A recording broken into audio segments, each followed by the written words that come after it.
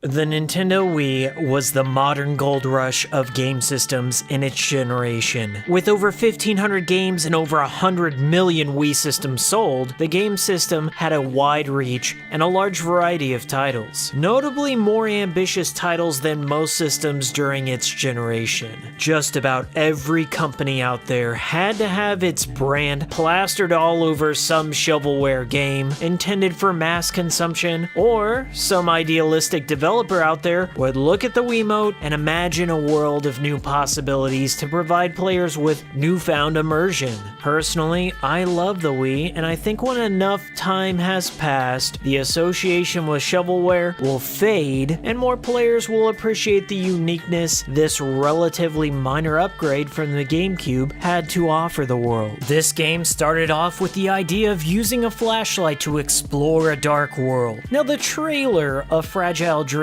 emphasizes the game's strongest qualities, as a trailer should, but it cleverly sweeps its issues under a beautiful rug. Here, you get a taste of what the exploration aspects are, and what looks to be a beautiful design. You're not quite sure what you just watched or what the overall goal of the game was gonna be. At this point, color me intrigued. Was this a new take on survival horror? When researching game director Kentaro Kawashima's background in video games, I found out that he's a certified psychologist. A psychologist making a survival horror game? I've got to play this. So, Fragile Dreams, Farewell, Ruins of the Moon, stars Seto, a protagonist that always sounds like he's on the verge of tears. Head east of here, and you will reach a tall red tower.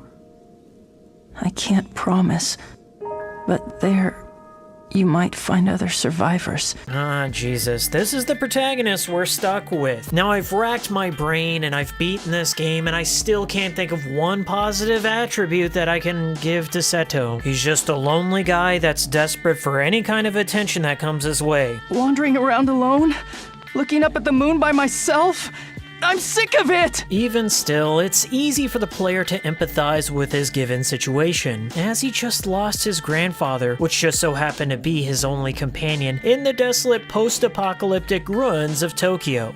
Why is Tokyo in ruins? Where did all the people go? Why is there a giant flying bloody mask in Seto's house? These questions and many more will not be answered in the game's plot or in the post-game interview with director Kawashima that I will include in the spoiler break. Now, right off the bat, I was loving Fragile Dreams. It has an enthralling opening segment which encourages you to use your flashlight to look around at the finer details of the lighthouse. It was here I was thinking that this game would focus more on using the flashlight to then highlight the extraordinary design at work.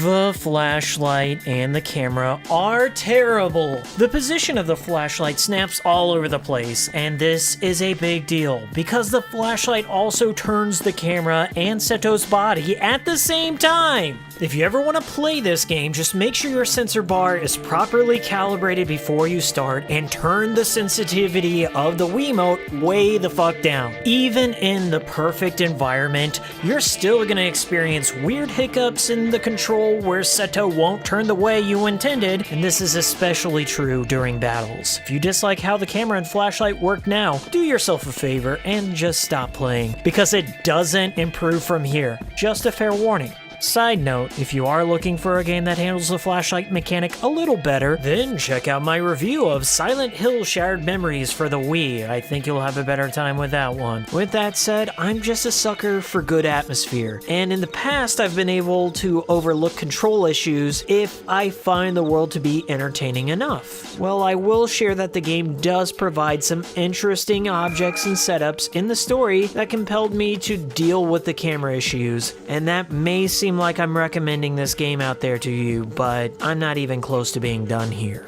So Seto ventures out into the dark world with his not-so-trusty flashlight and a letter from his dearly departed grandpa, whom requests Seto to seek out the giant red tower off in the distance. The tower may just have people for Seto to hang out with, so he won't be such a lonely sad sack all the time. Now, after a brief anime montage that shows Seto surviving just fine on his own, Seto stumbles upon a mysterious silver-haired girl and almost kills her by squeaking a slipper. Who's there? I hope she's not dead. Alright, cheesiness aside, I was buying into the atmosphere at this point big time. The starry night, the beautiful lily pads, the quest for the mysterious braless singing girl. I instantly became suspicious. Here's what I'm thinking. This game is gonna pull a double switch by presenting something with a cutesy anime exterior, but maybe, just maybe, this was a trick to get me to let my guard down. So when I progress, something horrific could take place, rendering me terrified. It already threw some creepy bleeding demon mash shit at me, so who knows what old Kawashima had in store? Well, you'll find out. Shortly after, Seto from 5 years in the future chimes in and spoils the plot for you immediately. On my journey through the world, all of the people I thought I saw slipped away like they were just a mirage. He has this bad habit of doing this a lot in the game. We learn all about how lonely future Seto is at several occasions throughout the damn story. It completely ruins any anticipation of danger I have for Seto's well-being. I wish the writers would have saved these moments as an epilogue in the post-game. This reason is why I have trouble getting invested in prequel stories. The threat of anything deadly happening to a protagonist is off the table, and that's just no fun. Anyway, Seto chases the girl into an underground subway, and I'm starting to understand why people talk up the exploration aspect. The design relies heavily on darkness, and you do feel like an active player in the world when you bring to life the world with the presence of your flashlight. Well, it worked for Silent Hill. Can it work here too? It can, and Fragile Dreams has a bit more freedom in the exploration department than most survival horror games. You can look around in a 360 motion and zoom in on the smallest details, which helps you appreciate the work that went into creating them. That wasn't always possible back when we had to deal with fixed camera angles and pre-rendered environments. What's really cool is that the game translates all the Japanese posters and signs for you when you point at them. XC did a tremendous job of localization here by not trying to slap English text over the kanji. Shortly after your arrival, you hear a distress call from what appears to be a survivor. Please help me. I am in danger of malfunctioning. This call for help is outputted through your Wiimote's low-quality speaker. I am here. Please, come quickly. The closer you are to the object making a noise, the louder it gets, and the converse is also true. You'll use the sound to find Seto's first companion, Personal Frame, or PF for short. Hello, I am a personal frame, an interactive digital assistant equipped to respond to my user's emotional state, whatever it may be. Now, I'm reaching critical investment in Fragile. I'm thinking, okay, PF is gonna help Seto analyze everything strange he encounters from the old world. Think how Samus can analyze Chozo's shit from Metroid Prime. Same concept. Maybe there's some cool history to be uncovered. Maybe PF will use her military uses and become a battle strategist for me in combat. If one of those things are true, then PF will be an interesting and worthwhile companion.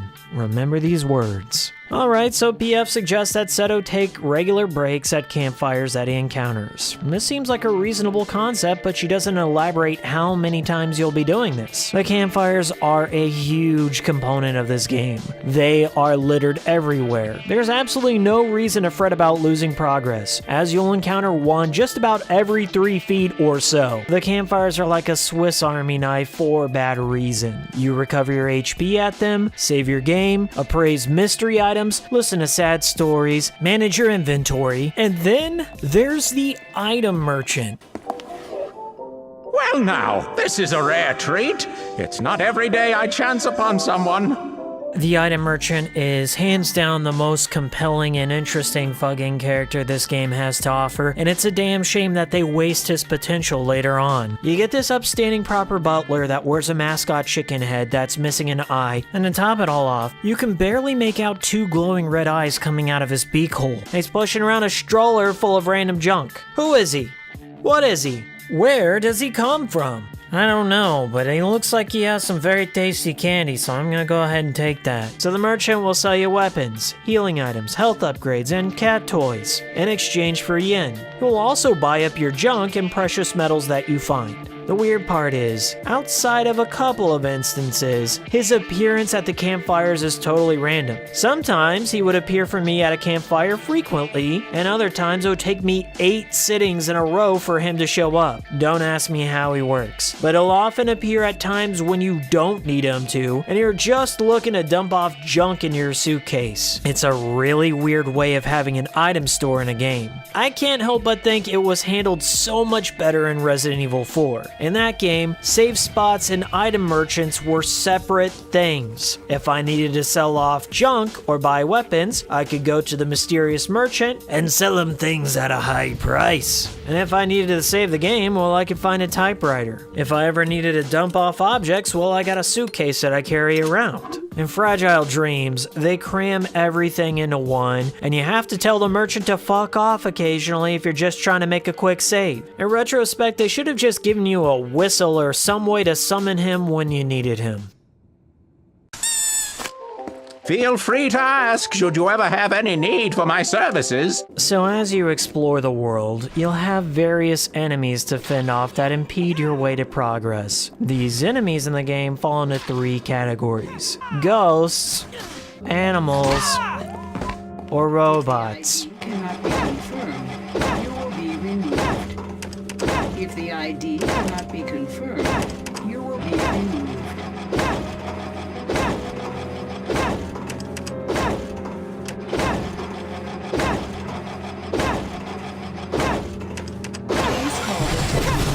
Mechanically, Seto's not supposed to be an adept fighter, as is usually the case in most survival games. I'm fine with that. This is a point that I will concede as a prelude to the upcoming rant. Now, the first enemy type you'll encounter are the ghosts. Allegedly, there's some sort of Luigi's Mansion aspect at play. When you shine your flashlight on an enemy, it's supposed to weaken them, but I'm still not convinced that it's a real thing. Now, the ghost enemies are often hard to hit, especially when it comes to the first encounter with the jellyfish ghosts. When you hit one, it will fly up in the air and slowly descend to the ground, where they may or may not explode and die. You just wildly swing whatever random object you have in your hands. There's no lock-on or way to judge how long a weapon's reach will be. So most of the time, you have to get up in the enemy's grill, where you're basically grinding Seto against the enemy model, before you can be certain you're gonna land a hit. Seto also can charge up some weapons for a wider and stronger hit, which is the most reliable way to guarantee a hit, but it takes too long. The combat is a boring chore, and easily the worst aspect of Fragile Dreams. And if it weren't for the boss fights and occasions where you have to clear a room to get an item to progress, I would argue that most battles are entirely skippable affairs, as you can just run right by, or in some cases run right through your enemies to proceed. The fights boil down to brainlessly easy or holy shit, I just got my ass handed to me out of nowhere and I just died.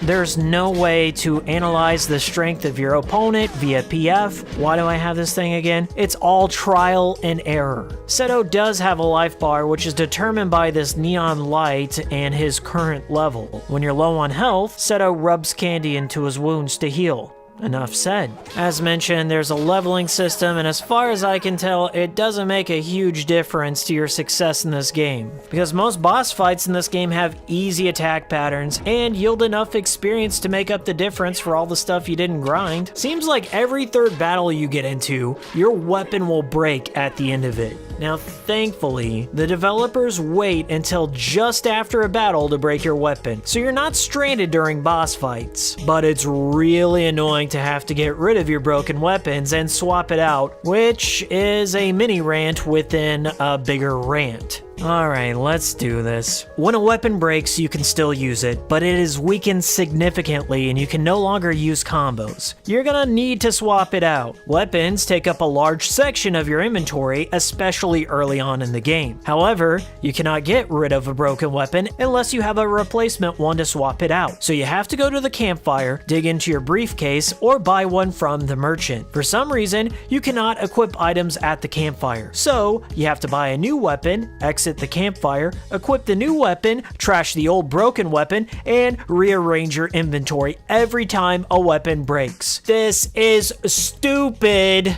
It discourages the player from combat due to sheer inconvenience. Which brings me back around to my primary rant. Every hard fight in this game boils down to a matter of inconvenience rather than challenge. For example, flying enemies. Now, for the most part, you can swing melee weapons at all enemies, but the flying types, you're likely stuck using projectiles like bows. You would think out of all the mechanics, aiming a projectile would be the most functional and easy to implement, especially with the Wiimote. I mean, even Duck Hunt had this shit down since 1984. So you try to aim your reticle at an enemy, in third person mind you, and instead of firing at the glowing target, Seto just angles his body to a general area where the enemy is located, but will often fire short or overshoot his aim. Even when the enemy is right in front of Seto, it doesn't matter. Look at the situation this game throws at you. Seto's running along this bridge and he's trying to make it to the other side, but the ground will give way under him if he runs. Meanwhile, flocks of ravens will swoop down and attack at him from all angles and heights. He has a crossbow that will fire one shot every 2 seconds to take out a crow. You can't dodge any of the crows flying at you or you'll fall. You can't aim properly because reasons. It's like an all-you-can-hit buffet because the enemies can attack you as much as they want because there's no invincibility frames. Thank you, game. Now, this wouldn't be so bad if it were just a one-time thing in this game, but at the amusement park, there's a flock of doves, of all animals, attacking Seto while he's walking along this roller coaster track, and if he gets hit by one of them, he'll fall off the tracks, or he'll fall off whenever he's aiming at one of them and trying to maneuver around to get the best possible position. It's not fair.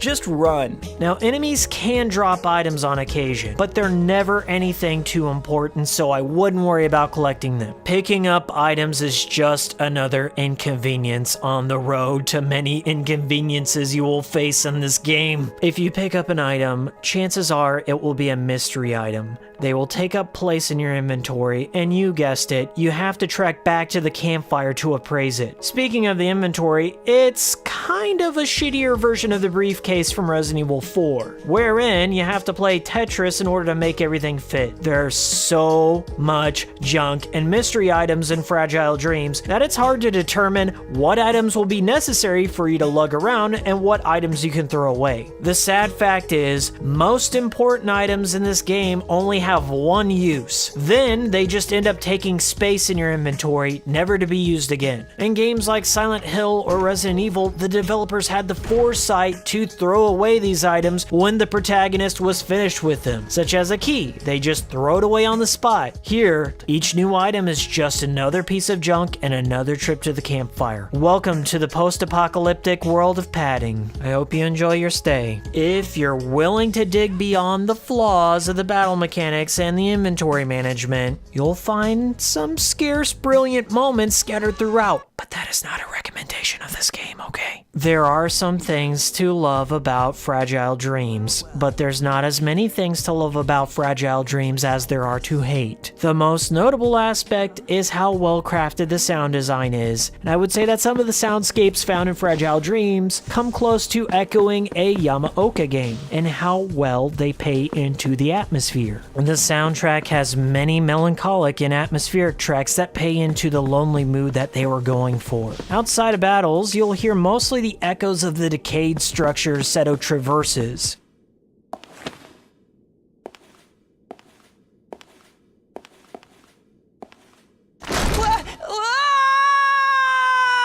Or the open air with the wildlife making ambient noises in the distance. Even down to the smallest sounds such as footsteps varying on different surfaces, all were accounted for in the sound design. Nice job, there's your compliment. Another strong aspect is when Seto explores the ruins, he'll collect various memento objects of the old world. Now, in order to read them, well, you know what you gotta do. Then, when you're there, a story will play out that gives additional exposition of what went down in the world before the apocalypse event happened. Now, these stories from the past world are all terribly sad affairs, and the only thing that will be left ruined after reading one of these will be your day. I stress that if you press forward past the subway area, you'll begin to understand why this game is a cult favorite. The landscapes are just stunning to look at, and you'll begin to question your own perception of the Wii's graphical capabilities. This little barn area is just a small section of the game, but it was creative enough to pull me back in, even when I was at my most frustrated.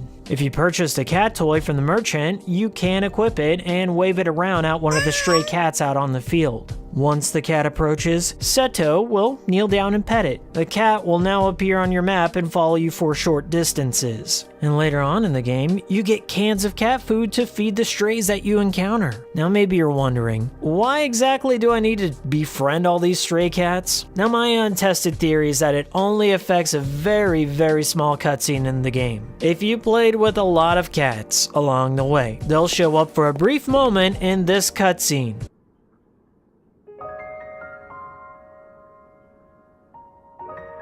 Now, I believe the opposite might also be true, so if you're one of the heartless people out there that ignored all the cats, tell me if they didn't show up in that cutscene, because I have no way of knowing. I'm not gonna play this twice. Regardless, it's an optional distraction to break up the linear nature of this game, and I enjoyed its inclusion even though it's kinda stupid. So you go inside this barn and you meet a ghost girl that wants to play hide and seek. You win by listening to her laughs in the Wiimote. Play with me! Huh? I said play with me! Oh, okay then. What do you want to play? Hide and go seek! Hide and go seek? Gotcha! Then her ghost mom comes down from the moon and then takes her daughter's soul back up there. Whatever, Seto heads down to the underground mall, of which you'll backtrack through several times in this game. Anyways, there's a lot of detail in this area to seek out. You can read all the store names, which is a cool feature. There's also a warehouse of junk where you can look at things. Then just when you're getting into the swing of exploring again, they put you in a tutorial about broken floors, which collapse and cause damage if you run on them. So for these segments of the game, you end up crouch walking. There's no challenge, there's no sense of urgency to make you want to run in the first place. It's just a slow grind that pads out this section of the hallway. I hated it. Just when you reach the ladder to the surface, comes a long, drawn-out scene where PF is dying because her battery is depleted. Hey, what's the matter? Warning. Battery low. Huh? Wait, what battery? Warning. Battery low. What's happening? What should I do? Warning. Battery low. What am I supposed to do? Tell me!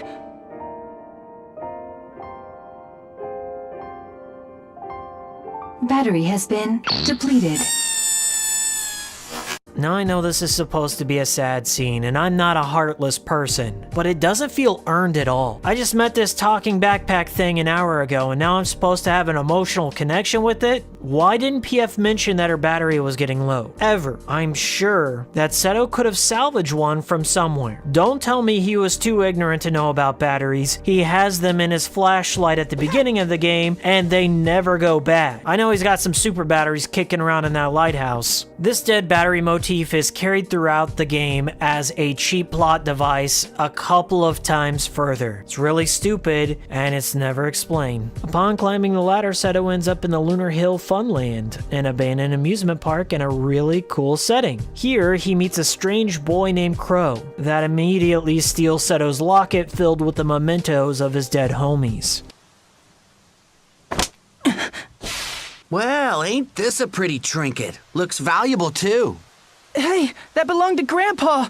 Give it back to me! Oh, give me a break. You mean some old dead guy? It'd be better off with me anyway. Now, since there hasn't been a clear antagonist at this point, here I'm thinking Crow fits the bill pretty well. You have to follow him around this dark amusement park and try your best Metal Gear stealth moves out on him. But he has the senses of 10 genome soldiers and he's really hard to sneak up on. If you're patient enough, he'll eventually walk right to you. Then he literally flies off, which is weird for a human. Is he a human? Then you have to chase him down on this very long roller coaster track. I hate this part of the game. The track is very narrow, and Seto can and will fall off of it, even when you're at your most careful. You have to hear Seto's girly scream, and then he'll take damage and reload him on the spot. Not to mention that there are several dead ends that will make Seto backtrack all the way back the way he came. Then you have to go through the stupid-ass careful walking segment again. Anyways, you finally meet up with Crow, and then you fall into a pit into the storage area of the park.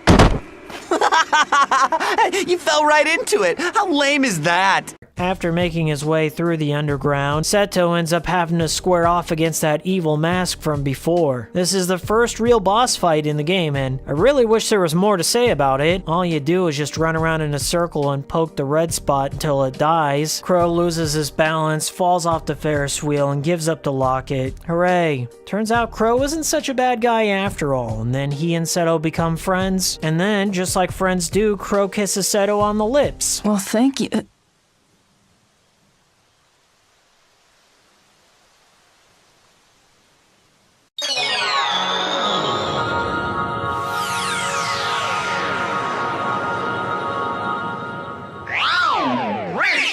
We all do that with friends, right? Alright, I get it. It's now becoming clear why this game has a cult following. Despite what you might think, this isn't really a gay kiss. Believe me, I've seen more than my fair share of gay kisses. Kind of an expert on the field at this point. You know, the writers did build up this moment, as it's clear that Crow gets his ideas about life from a comic book about a pirate that he was reading. What I'm saying is that neither character has a full grasp of sex, or really how any sort of friendship is supposed to work. But fuck it. Not but fuck it. I guess I'll be on the record of saying that Fragile Dreams was the first progressive post-apocalyptic game, and The Last of Us Left Behind should pay its ill-gotten social justice points to tri-crescendo. Oh, that's right. In this instance, Japan gay kissed first, 5 years before anyone gave a shit. So if you're ever in an argument where someone tries to claim that Japanese developers are homophobic, direct them to this scene. Then direct them to this scene. Hey buddy, I think you got the wrong door. The leather club's 2 blocks down. Fuck you. Shortly after, Crow directs Seto to the hotel entrance, and Seto goes along his way, no longer a kissless virgin. Wish I could say the same. I really enjoy the look of the pathway up to the hotel. The entire hotel segment is one of the only times where you can see the sunlight for a change. By the way, if you go back to the amusement park, it will still be shrouded in darkness. Don't ask me how it works, never explained. The decaying hotel is fantastic to look at, but it's littered with ghosts and fire-breathing dogs for some reason. So you won't be spending too much time taking it all in. You wander into a ballroom and a sexy ghost summons one of those mask fights. You already did this like 15 minutes ago, so rinse repeat, and you're given a key to room 301. Inside, the camera slowly pans across pills and heroin needles littering the hotel room. Oh, and there's a dead body of some druggie there. Turns out to be that titty ghost dead body. Her name is Sai, by the way. She'll be Seto's companion for the rest of the game. She mostly just flies around beside him and offers little to no advice on the current situation. Shortly after, you'll run into another ghost girl wearing a kimono this time and holding paper doll ghosts. I don't know what's going on. She sends you on a few quests that require lots of backtracking through the underground mall to find a Christmas tree star.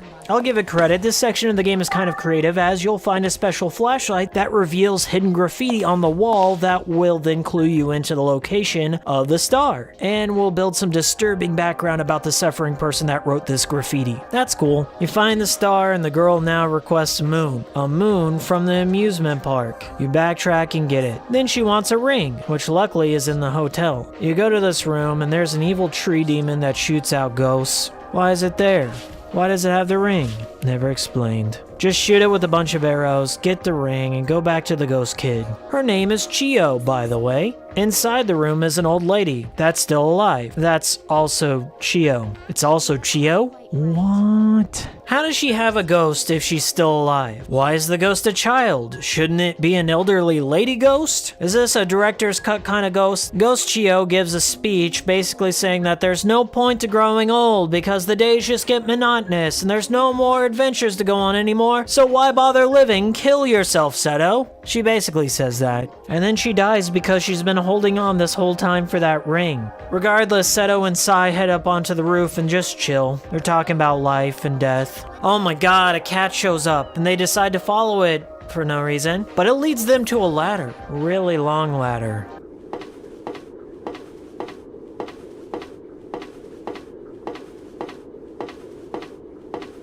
What a thrill, with darkness and silence through the night. This segment of the game has absolutely nothing remarkable to talk about. It's just a sewer level with some demon abominations and cats to feed. Speaking of cats, here's the cat room I mentioned and the silver-haired girl. I know you. The boy who touched me.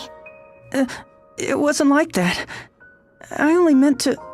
Some mysterious voice beckons her away, and the chase continues. Another long sewer segment with nothing to talk about. Oh hey, giant mutated mole boss fight out of nowhere. This fight feels just so out of place, and yes, also never explained. It could have honestly been a Silent Hill boss with the creepy music going on during this fight. You lure him out of the hole and shoot him around 20 times until dead mole. Alright, so shit starts getting interesting. Seto and Sai make their way to the dam, which appears to be functional and have running electricity. Shouldn't they go back and pick up PF? Regardless, they come across the silver-haired girl and she goes down this elevator. Seto makes his way through easily the worst section of the game. The goddamn dam bridges. And as a treat for making your way through this excruciatingly long segment, you're rewarded with one of the most disturbing scenes in the game. And you're about to find out if it was worth it. Spoiler break!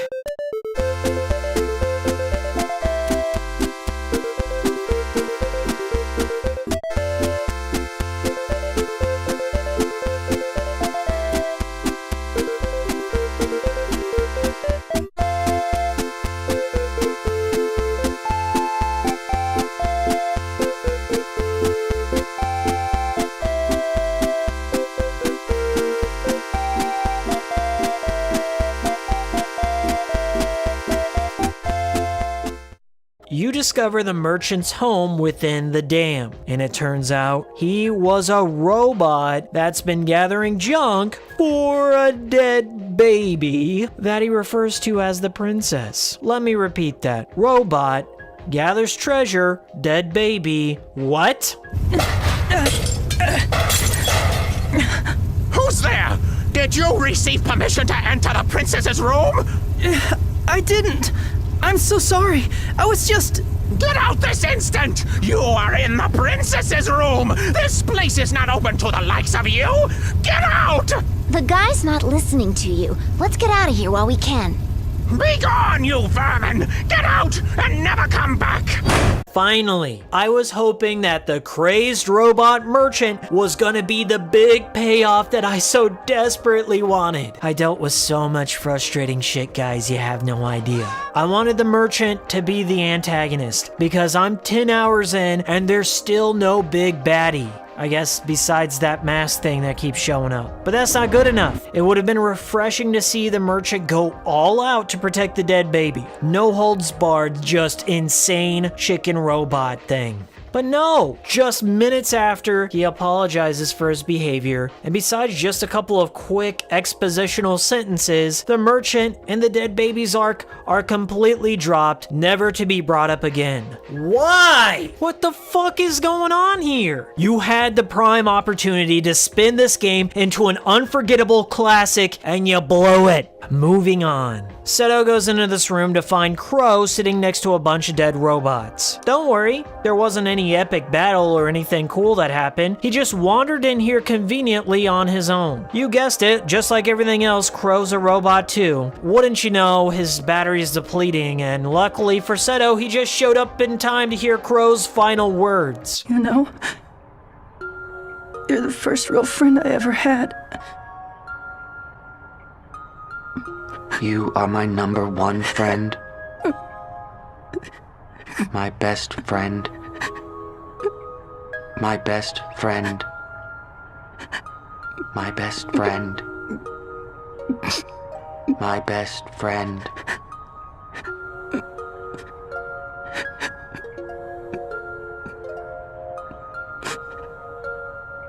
Thank you for everything, Seto.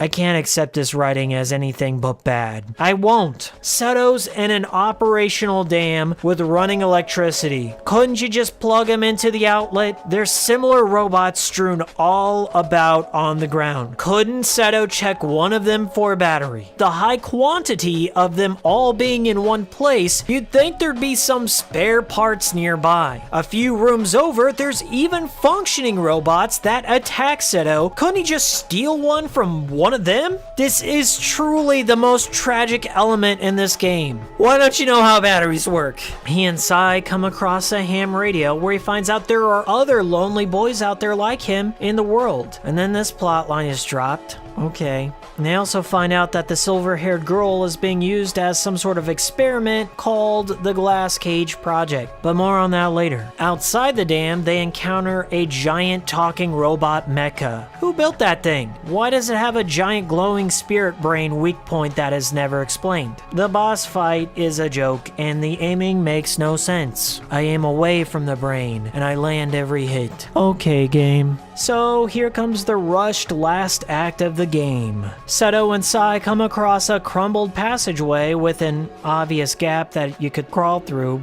But they just give up. They hit up a campfire, and out of nowhere, Sai decides to pull out a ton of exposition out of her ethereal ass about what happened to the world and how she was an experiment during the first Glass Cage event. Now, the Glass Cage experiment was developed by a scientist named Shin, and the goal was to use a human catalyst to drain their emotions or copy them into an AI that would make some sort of signal that would reach out to the entire world. The signal would allow humans to read one another's emotions without ever having to speak to one another. So I guess there would be peace and true understanding in the world. Apparently, a terrible side effect of using this Glass Cage experiment was that anyone who was sleeping during the Glass Cage event died in their sleep. Here's what gets me. If this was a catastrophic event that only killed people that were sleeping during the time, and it was launched sometime during the night in Tokyo,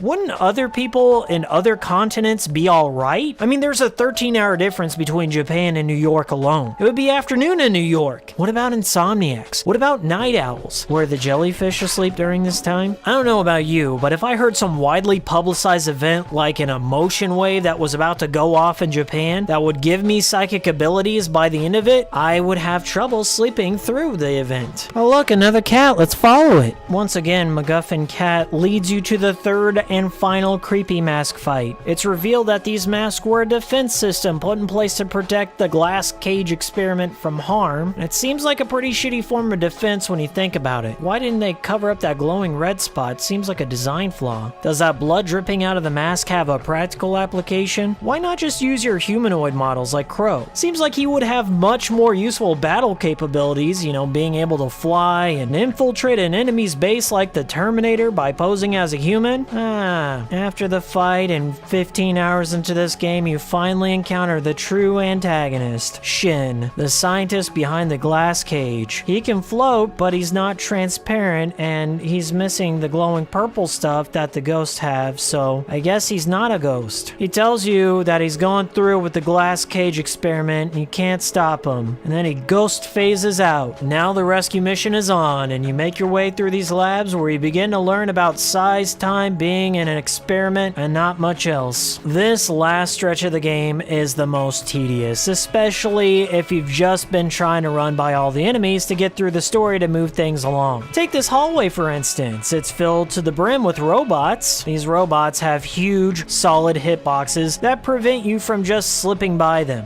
Now if you try to fight them, they'll block all of your attacks unless you're lucky. With how slow Seto buffers between attacks, you're gonna get tackled to death by these robots before you even have a chance to react. My best advice is to try and lure them from one side of the hallway and do your best to run by them. Oh, by the way, they will respawn if you lure them to the end of the hallway and reset back to block your path, so fuck you for trying. You just gotta be lucky here. Another guard robot lies in wait, and it will do serious damage to Seto. We're talking over 300 HP. Thankfully, you can lure it to the corner of the hall and just squeeze by it. Please don't try to fight it, just run. You eventually find your way to the silver-haired girl's room. It's one of the best looking and more peaceful areas of this game. After you find the secret door, it becomes clear with each subsequent room how many disturbing experiments were carried out and that piece was just a facade. You get into this lab and are warned that the next room has toxic gas that will kill you if you don't hurry through. So you load up your weapons and get ready for a fight. When you go into this room, your health begins to drain because of the toxic air, and those annoying robots are back. You can't run by them. My weapon broke quickly and I had to swing my broken weapon to bust them up because there is no way to run by them. Fun game, guys! Next challenge room. Security cameras with motion detectors. Doesn't matter if you stand in their line of sight as long as you don't move inside the purple light. Just stand still and you're good.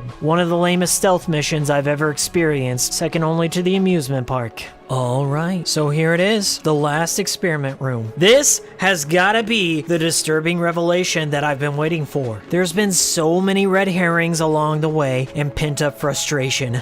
I'm gonna finally see the horrors that only a licensed psychologist like Kawashima could concoct. Look, there's blood coming out of these vents, and white X cum stains on the door. Oh, I am so ready for this. I load up my best equipment and I enter in. Oh look, it's Shin again, and he's in a giant red room with the silver-haired girl in a glass cage. He just says a bunch of cryptic bullshit that he says Seto is too dumb to understand, and then the battle's on. This fight took me 2 attempts, not out of difficulty, but once again out of sheer inconvenience. All Shin does is float around the room and shoot fireballs at you from a distance. Occasionally, he'll have a malfunction where his head emits electricity and then you can shoot him. Wait, does this mean Shin's a robot? Or all you need to do to prepare for this fight is fill your inventory with healing items and 1 crossbow. This fight is just a test of patience, slowly chipping away at Shin's 2 life bars. Nothing too difficult, nothing too special. It's just a terrible fight. You finally defeated Shin, but it didn't matter after all because the girl's psyche was copied into the machine's AI, and the glass cage is about to go live anyway. You've accomplished nothing! Now you've made it to the big Tokyo Tower. You're told Shin's at the top, and you need to stop him.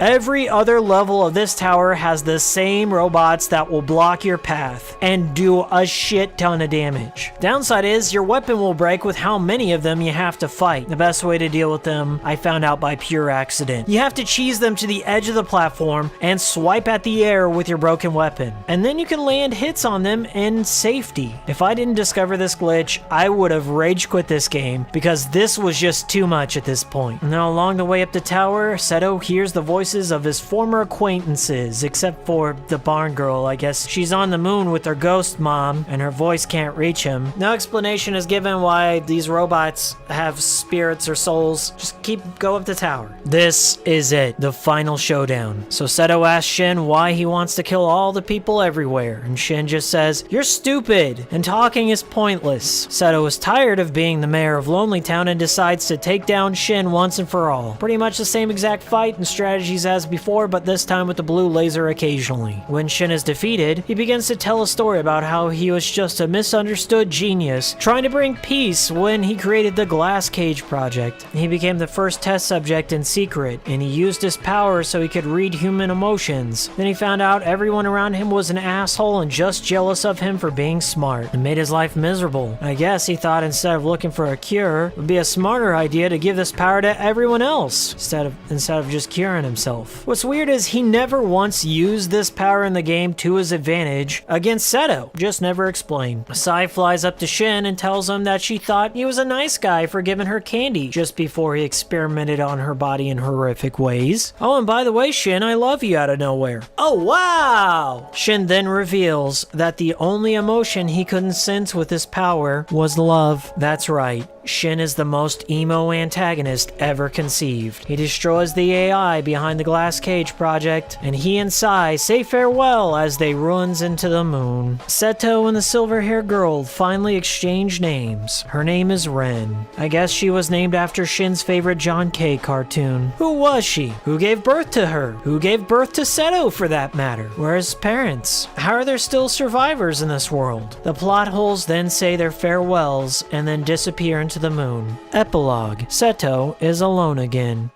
I walked into Fragile Dreams thinking this is going to be one of my new favorite games. I had this game recommended to me on several different occasions, and from the screenshots and the trailers, it presents itself as being heavy in atmosphere and having a very touching story with some good music in between. Now those aspects are almost true. The controls, the combat, and all the plot holes in the story hold this back from greatness, and it came so close, and I was rooting for this game to get there, but it never does. Now, speaking of plot holes, I did dig up an old interview with director Kawashima and Dengeki that was translated by a GameFAQs user. I'm gonna make that a separate video and link it in the description below. If you want an abridged summary from the game director's own mouth of what really happened in Fragile Dreams' story, then go ahead and look at that video.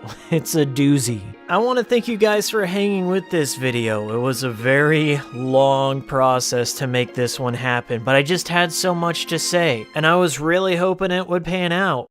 Anyways, welcome to the Inslate. This is where I'm gonna thank all the Patreon members that helped make this video happen. I'm gonna go down the list and thank all my patrons all at once. Big shout out to CK. Thank you, my friend. Patron for 2 months. You're always blessing me with good words of encouragement. I'm glad to have you around. Dustin F. I think you subscribed around last year, and you've talked to me on several streams. You're a really cool guy. Thanks for pledging. Extra Mana, thanks so much, and I look forward to your future interviews. Game Ramblings, you continue rambling because I do like watching your occasional video. Canny Boy, thank you so much. It's always good to see you in the comments section. Myrk P, glad to see you in there, my friend. If it wasn't for your words of encouragement and your friendship, I don't think we would even have Hikikomori Media. So thank you, my friend. Sand Sense 992, thanks for showing up in the Discord. It's good talking with you and Didrik and all of our other Hikikomori friends. I'm sure we have plenty of crazy conversations to come.